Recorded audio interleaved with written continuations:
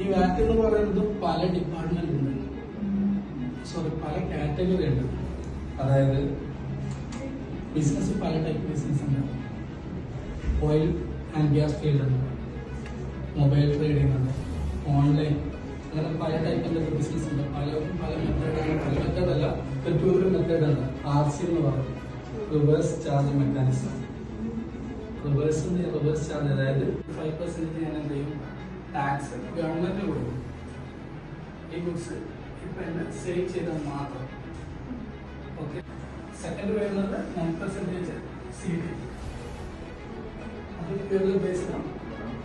Net profit current IFRS, അതായത് 3,87,500 above ആണെങ്കിൽ നിങ്ങൾ എന്ത് ചെയ്യണം, നിർബന്ധമായിട്ടും within 20 working days within 20 working days കൊണ്ട് ചെയ്തിട്ടില്ല എങ്കിൽ നിങ്ങളുടെ പെനാൽറ്റി എത്രയാണ്?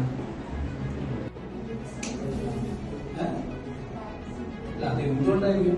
കോടതി പോയിട്ട് എന്റെ ഒപ്പീനിയനല്ല, ലോയർ ഒപ്പീനിയനല്ല പറയുന്നത്. ലോയർ എന്താണ്? ലോയാണ് പറയുന്നത് ഇന്ന സെക്ഷൻ കംപ്ലീറ്റ് എന്താണ് റെക്കോർഡിക്കല് ആയിരിക്കണം. ഒരേ ഡാറ്റ മിസ് ആയിരിക്കണം. എന്താണ് ട്രാൻസ്പെറൻസി കാര്യമില്ല, നമുക്ക് മനസ്സിലാവില്ല. പക്ഷെ ഏതെങ്കിലും നമ്മൾ ഡീറ്റെയിൽ ആയിട്ട് എന്ത് ചെയ്യും, അത് ചെക്ക് ചെയ്യുമ്പോൾ മനസ്സിലാവുന്നത്. ഇവിടെ ഒരു സ്റ്റേറ്റ്മെന്റ് ഡിക്ലറേഷൻ കൊടുക്കുക. ഡിക്ലറേഷൻ ആരും കൊടുക്കുക, ഓതേഴ്സ് റിവേഴ്സ്, അതൊക്കെ സിസ്റ്റം ഓട്ടോമാറ്റിക് എന്ത് ചെയ്യും, പവർ ചെയ്യും. എന്നിട്ട് ഗുഡ്സ് ഇമ്പോർട്ട് ചെയ്ത് UAE. നേരത്തെ പറഞ്ഞാൽ ഇമ്പോർട്ട് ഓഫ് സർവീസ് ആണ്. സർവീസ് നമ്മൾ ഇതിൽ ട്രേഡിംഗ് സർവീസ് ഉണ്ടായിട്ട് ഗുഡ്സ് ഇമ്പോർട്ട് 3,17,000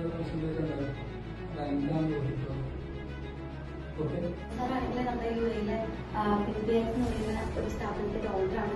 മാത്രമല്ല ഓടിക്കാനായിട്ട് എത്രയോ എക്സ്പീരിയൻസ് ഉള്ള വ്യക്തിയാണ്. അപ്പം അദ്ദേഹത്തിന്റെ നേരിട്ട് നമുക്കിങ്ങനെ അറിവില്ലെന്ന് പറയുന്നത് ഭയങ്കര ഭാഗ്യമായിരുന്നു സംബന്ധിച്ചിടത്തോളം. എന്തെങ്കിലും ഡൗട്ട്സോ കാര്യങ്ങളോ ഇപ്പം എന്തെങ്കിലും ആക്സസ് വേണമെങ്കിലോ അങ്ങനെ എന്തെങ്കിലും നമുക്ക് പ്രൊവൈഡ് ചെയ്യാൻ പറ്റും. അപ്പോൾ സാർ ഇത്രയും ടൈം നമുക്ക് സ്പെൻഡ് ചെയ്തതിന് നെറ്റ്ഫ്ലിക്സിന് വേണ്ടി